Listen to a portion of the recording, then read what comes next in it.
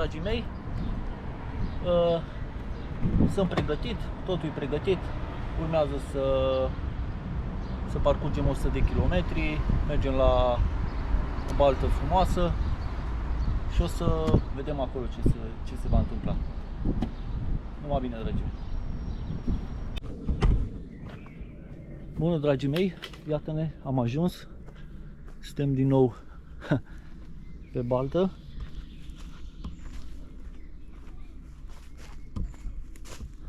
Suntem pe balta unde am fost la întrecerea amicală.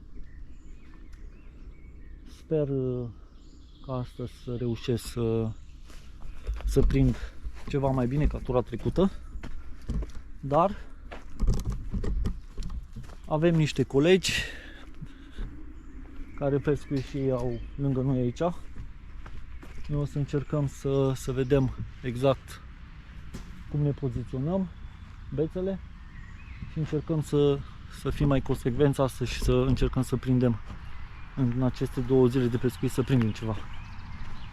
Da, ne vedem!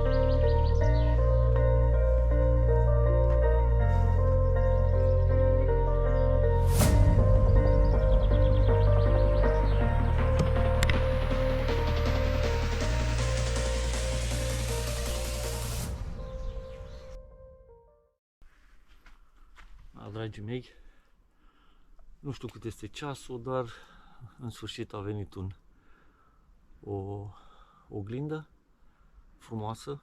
Sper să vă bucurați și voi de ea, mă bucur și eu.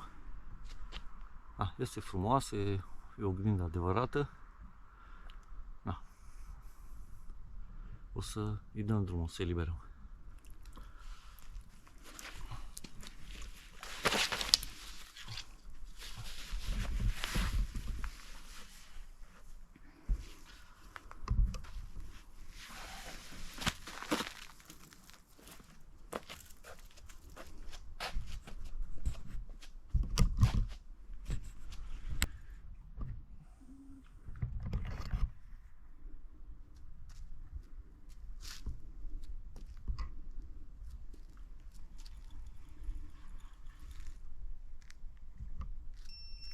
Nu, este peștele ăla. Da? Cred că m-am dus să băieți. Cred că îți iau peste voi, că e mare ăsta. Da, îți iau peste voi, că ăsta e mare, sus la voi acolo.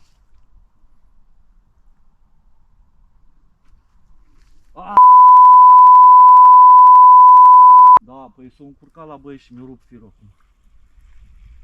Țai, să-mi bag piciorul.